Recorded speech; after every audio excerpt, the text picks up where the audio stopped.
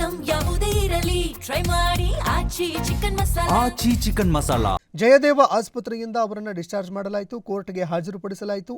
ಮನೆಯೂಟಕ್ಕಾಗಿ ಅವರು ಬೇಡಿಕೆ ಇಟ್ಟಿದ್ದಾರೆ. ಮನೆಯೂಟಕ್ಕೆ ಅವಕಾಶ ಸಿಗುತ್ತಾ ಅನ್ನುವಂಥದ್ದನ್ನು ನೋಡಬೇಕಾಗುತ್ತೆ. ರೌಡಿ ಶೀಟರ್ ಆಗಿರುವಂತಹ ಬಿಕ್ಲು ಶಿವ ಕೊಲೆ ಪ್ರಕರಣಕ್ಕೆ ಸಂಬಂಧಪಟ್ಟಂತೆ ಆರೋಪಿ ಮಾಜಿ ಸಚಿವ ಭೈರತಿ ಬಸವರಾಜು ಅವರನ್ನು 7 ದಿನಗಳ ಕಾಲ ವಶಕ್ಕೆ ಪಡೆದಿರುವಂತಹ ಸಿಐಡಿ ಪೊಲೀಸರು ತೀವ್ರವಾಗಿ ವಿಚಾರಣೆಗೆ ಒಳಪಡಿಸಿದ್ದಾರೆ.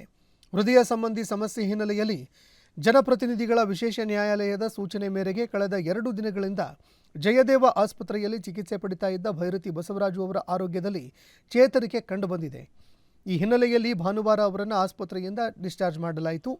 ಇದರ ಬೆನ್ನಲ್ಲೇ ಸಿಐಡಿ ಪೊಲೀಸರು ಆರೋಪಿ ಭೈರತಿ ಬಸವರಾಜು ಅವರನ್ನು 42ನೇ ACJM ನ್ಯಾಯಾಲಯ ನ್ಯಾಯಾಧೀಶ KN ಶಿವಕುಮಾರ್ ಅವರ ನಿವಾಸಕ್ಕೆ ಹಾಜರುಪಡಿಸಿದರು.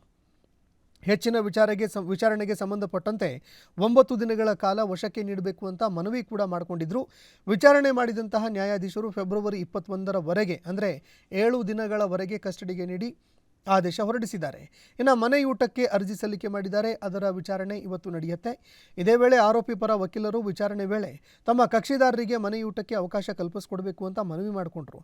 ಇದಕ್ಕೆ ಸಿಐಡಿ ಪರ ವಿಶೇಷ ಸರ್ಕಾರಿ ಅಭಿಯೋಜಕ ಅಶೋಕ್ ನಾಯಕ್ ಅವರು ಆಕ್ಷೇಪ ಸಲ್ಲಿಕೆ ಮಾಡಿದರು.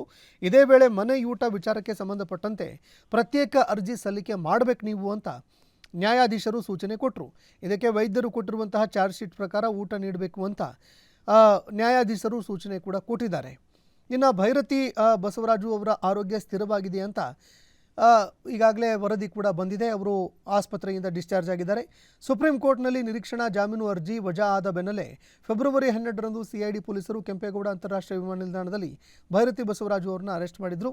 ಅದಾದ ಬಳಿಕ ಹೃದಯ ಸಂಬಂಧಿ ಕಾಯಿಲೆ ಇದೆ ಎನ್ನುವಂತಹ ಒಂದು ವಿಚಾರವನ್ನು ಹೇಳಿದ್ರು. ಇದಾದ ಬಳಿಕ ಅವರ ಒಂದು ತಪಾಸಣೆ ಕೂಡ ನಡೀತು. 2 ದಿನಗಳವರೆಗೆ ಚಿಕಿತ್ಸೆ ಪಡ್ಕೊಂಡ್ರು. ಈಗ ಡಿಸ್ಚಾರ್ಜ್ ಕೂಡ ಆಗಿದ್ದಾರೆ. ಇನ್ನು ಇದೇ ವಿಚಾರಕ್ಕೆ ಸಂಬಂಧಪಟ್ಟಂತೆ ಭೈರತಿ ಅವರ ಕುಟುಂಬಕ್ಕೆ BY